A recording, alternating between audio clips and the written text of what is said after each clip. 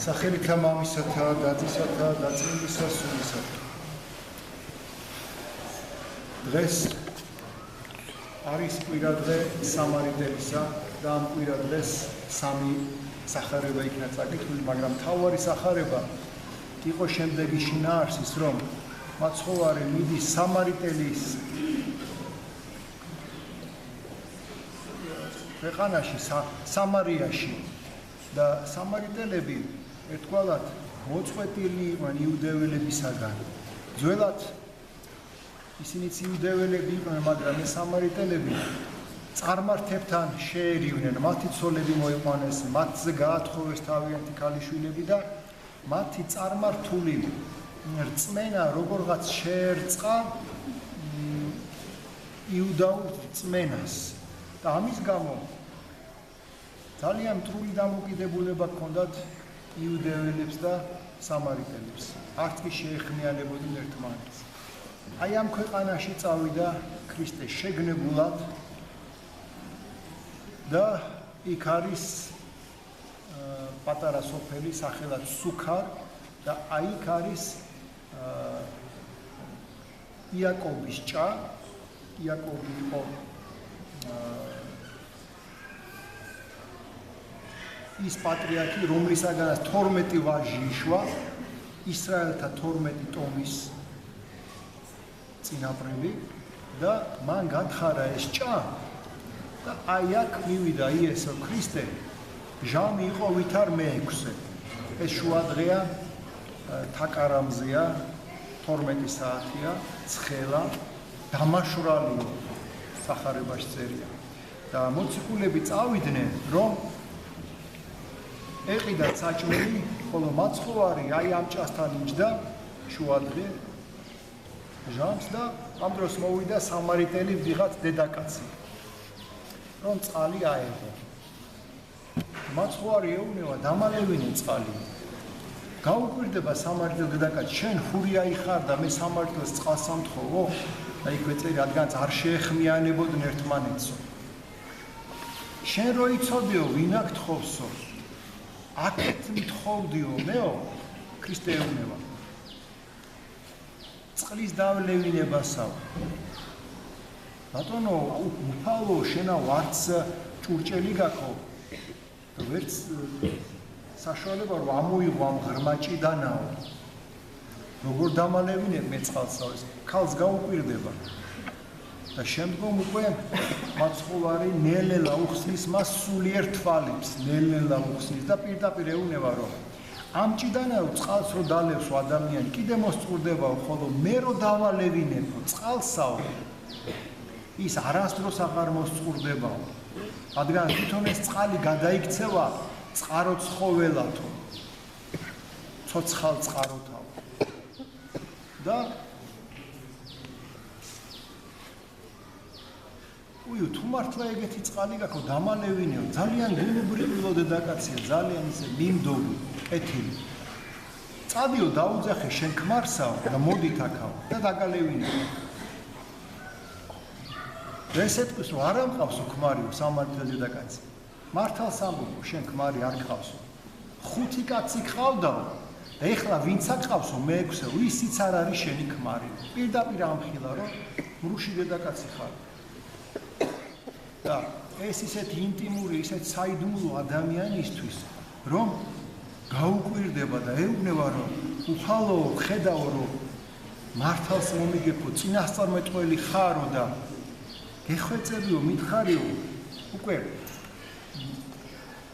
ამ დედაკაცს გაუჩნდა შეკითხვები, სულიერი შეკითხვები, რომ თქვენაო იუდეველებიო, იერუსალიმში თაყვანისცემთ უფალსაო, ჩვენაო აი აქ სამარიაშიო, ხვარაზმის მთაზეო, იქ პატარა ტაძარი ქონდათ აშენებული. და ვინა ვართო მართალიო, ჩვენაო თუ თქვენაო? ქრისტე პირდაპირ ეუბნება, რომ ცხოვრებაო ხურიათაგან არისო, ანუ სწორი სწავლებაო იუდეველებისაგან არის, რადგანაც მოსეს ჯული და ყველა ისინი, ანუ იუდეველები არიან სწორიო. მაგრამაო დადგება დრო და უკვე დადგაო, რომ არც იერუსალიმშიო, არც სამარიაშიო თაყვანს არ ცემენო, არამედ სულით ცემენო. ჭეშმარიტი თაყვანისმცემლები, რადგან ღმერთი სულ არის და მისი თაყვანისცემა საჭიროა ჭეშმარიტებით და სულითავ. ახლა რამდენად გაიგებს ეს დედაკაცი ვერ ძნელია სახარებაში არ წერია ეს ამას ყველაფერს. მაგრამ ამ დროს მოვლენ ქრისტეს მოციქულები კი გაუკვირდებათ რომ მაცხოვარი დედაკაცს ელაპარაკება და ეს არის აღმოსავლეთი დედაკაცს ესე არ ელაპარაკებიან მithumetes სამარიაში და მაგრამ ვერავინ ვერ იკადრებს და ვერ კითხავს რომ რას ეძებ ამ ხალხში რატო ლაპარაკობ ამ ხალხთან ვერავინ ვერ გაუბედავს და ეს ხალი კიდე წავა რომ დაუძახოს თავისიანებს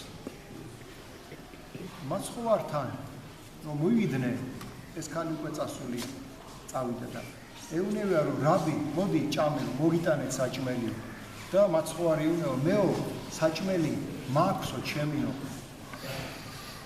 და იფიქრებენ რომ ალბათაო ვიღაცა მიაწოდა საჭმელიო და ერე განმარტავს ჩემი საჭმელი არის რომ აღვასრულო ნებაო მომავლენებელი ჩემისა მამისაო მისი ნება რა იყო მამა ღმერთის ნება იყო რომ ქრისტიანობა გავრცელებულიყო მთელს ქვეყანაზე მრავალი არიან მომკალის და მთესვარის და მომკალნიცო იხარებდნენ, როდესაც აიღებენ მოსავალსა. ანუ აქ მაცხოვარი ხას უსმევს, რომ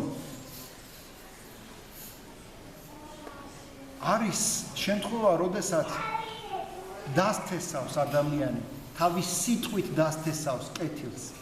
მაგრამ შეიძლება გავიდეს დიდი დრო და მან შემდგომში გამოიყოს ნაყოფი, რა ნაყოფი აქვს ლაპარაკი, სულიწმინდის ნაყოფი, კეთილი საქმეები, თქვა, სწავლა, ქრისტიანული სწავლება და ეს ნაყოფი, ქრისტიანის ნაყოფი. და მრავალია ასეთი ნაყოფი.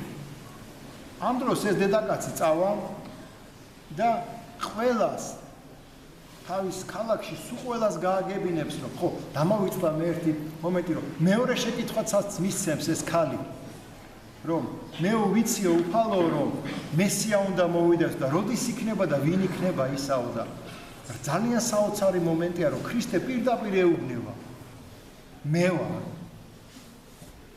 იცით რატო ეუბნება ანუ ესმის მისი იცის რომ მას ჯერა უკვე მისი და ამის შემდეგ ხალი მიდის და ხალხს ეუბნება რომ იცით აი მესია რომელიც უნდა მოვიდეს მე ვნახე და ნამდვილად მითხრა მან ჩემზე ყველაფერია და ეს ხალხი გამოეგებება მოვა და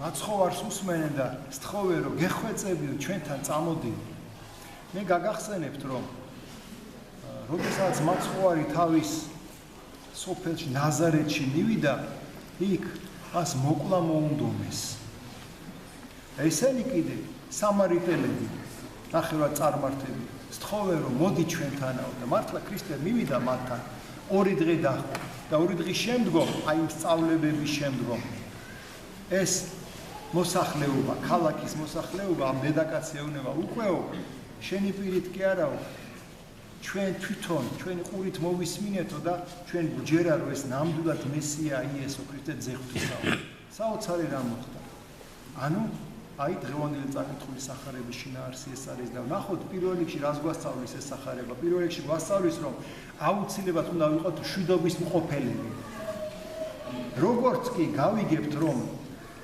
მტერია ვინმე აუცილებლად უნდა გადავდგათ შერიგების ნაბიჯი აუცილებლად ეს რას ნიშნავს შერიგების ნაბიჯი მართალი ხარ თუ მტყუანი არ არის საჭირო. ერთადერთი გამსჯელი არის უფალი და მხოლოდ უფალს შეუძლია ვინმე გაადანაშაულოს ან ვინმე გაამართლოს და ჩვენ როდესაც ვინმეს გამსჯით, ამით უფლის კომპეტენციებში შევდივართ და განვიკითხავთ, ეს არასწორია. აქედან გამომდინარე, ჩვენ მაქსიმალურად უნდა ვეცადოთ, რომ რაოდენი მტერიც არ უნდა გყავდეს, ჩვენ გადავდგათ მშვიდობის ნაბიჯი მის მიმართ. შეიძლება ის ძალიან აგრესიულია, მაგრამ სანამ ამ ნაბიჯს გადავდოთ, უნდა ვილოცოთ, უნდა ვთხოვოთ უფალს, რომ უფალო, შენ ყოველივე ძალგიც, ყოველივე შეგიძლია და ჩვენ შორის მშვიდობა დაამყარა. აი ამის შემდგომ უკვე გადავდგათ მშვიდობის ნაბიჯი და მერწმუნეთ, რომ ეს მშვიდობა თავის ნაყოფს გამოიღებს. ამ ნაყოფს გამოიღებს და 9 ნეტარებაში რას ბრძანებს უფალი? ნეტარი იყვნენ მშვიდნი, რამე თუ მათ დაიმკვიდრო ქვეყანა, მშვიდობის ყოფილი, აი ძეხვთისა, მშვიდობისა, ანუ სიმშვიდე აუცილებელი წინაპირობა იმისა, რომ ადამიანის გულში უფალმა დაივანოს. თუ ადამიანს არ აქვს სიმშვიდე და თავდაბლობა, უფალი მასთან ვერ გაჩერდება. აბობოქრებულ და აი გაღიზიანებულ ადამიანთან მხოლოდ ბოროტის სული თუ გაჩერდება და ეს ძალიან საშიშია. მეორე რაც უნდა გავამახვილოთ ყურადღება არის ის, რომ მაცხოვარი ყოველთვის ზრუნავს, რომ ადამიანს გვერდით არ ჩაუაროს ისე, რომ არ დაიხმაროს, თქვა ავადმყოფია განკურნოს, არ ესმის, ასწავლოს და მაქსიმალურად ცდილობს, რომ თავის საზრდელი მიიღოს, რაც დღევანდელ წაკითხულ სახარებაშია. რა საზრდელია ესა? ეს არის, რომ აღვასრულო ნება მომავლებელი შემისა მამისა. მესამე, რაზეც უნდა გავამახვილოთ ყურადღება, ეს არის ის, რომ აი ეს დედაკაცი, რომელიც არც მეტი, არც ნაკლები მრუში ქალი იყო. 5 კაცი ყავდა და მე-6-ეთ, რომელიც ყავდა, ისიც არ იყო მისი ქმარი.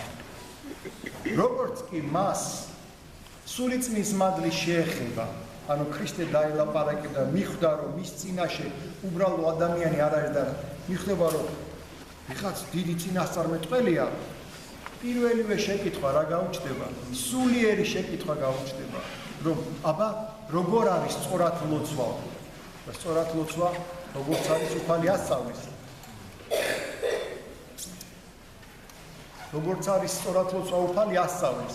ამის შემდეგ არც ხრება და კიდე ეუბნება, რომ მესია უნდა მოვიდესო და როდის იქნებაო და ანუ ეს სულიერი საკითხები აინტერესებს. კი, ცოდვილია, მაგრამ ჩვენც უნდა ვიცოდეთ, რა ცოდვებიც არ უნდა გქონდეს, ყოველთვის უნდა გვახსოვდეს, რომ სულიერი საკითხი, რომელიც ჩვენი სული საცხოვნებლად აუცილებელია, ეს ყოველთვის წინა პლანზე უნდა გქონდეს, რადგანაც უფალი გვეუბნება, რომ პირველად ეძიებით სასუფეველს ღვთისასა და სიმართლეს ამისა დაესწე ყოველი შეგეძინოთ თქვენ. ამის შემდეგ მეოთხე, რაზეც უნდა გავამახვილოთ ყურადღება, ეს არის ის, რომ ეს დედაკაცი რომ მიდის, მარტო თავის სახლეულს კი არ დაუძახებს. საღვთო გადმოცემაში ვიცით, რომ ფოტინი ერქვა დედაკაცს, ფოტინი, ნათელა, სვეტლანა რუსულად. ყავდა, თავის ოჯახი ყავდა, ანუ შვილები, მერე მოწამე გახდა ქრისტეს გულისთვის იგი. მაგრამ ყველას დაუძახებს. აი წარმოიდგინეთ, ის შუა დღისით გამოდის ჭასთან. რატო? განა დილით რომ გამოვიდეს სიგრილეში ან საღამოთი უკეთესი არ არის? რა თქმა უნდა უკეთესია, მაგრამ ის ხალხს ერიდება.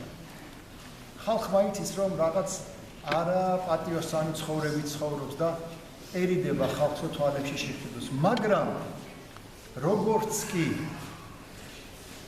ჭეშმარიტება შეიგრძნობს, აქ უკვე მორიდება და სირცხვილი აღარ აქვს.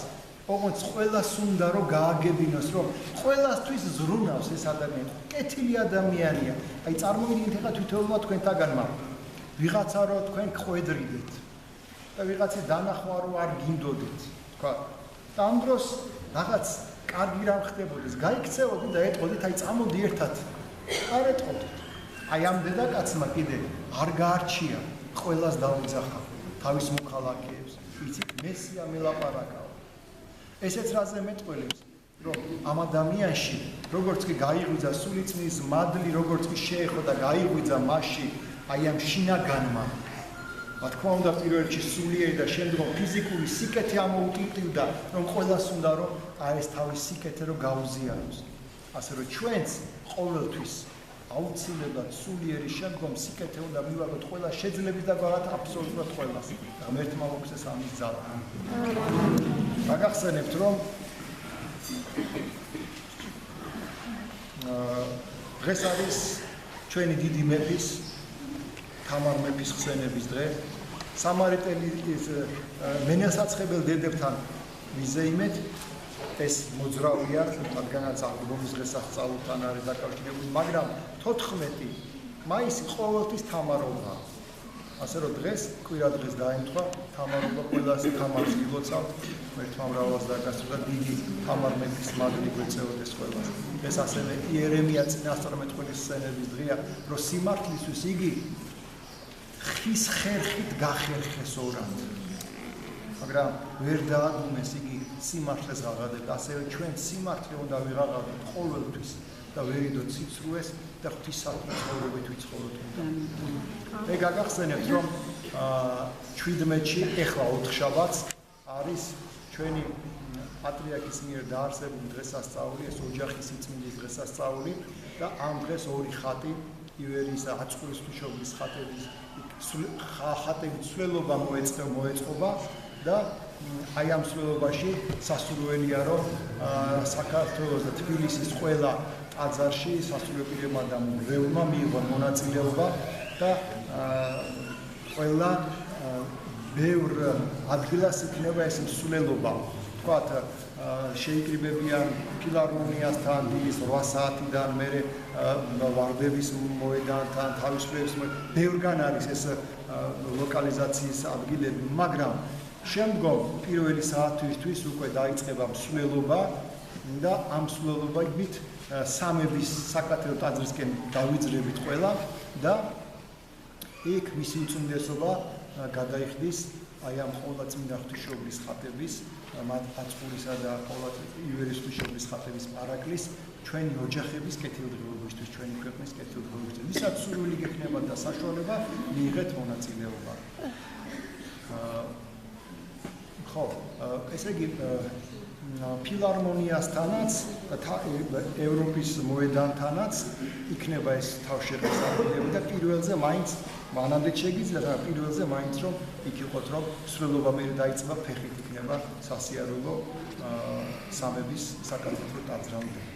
მერთმა დაგლოცოთ და მერთმა გაკურთხოთ უფალი.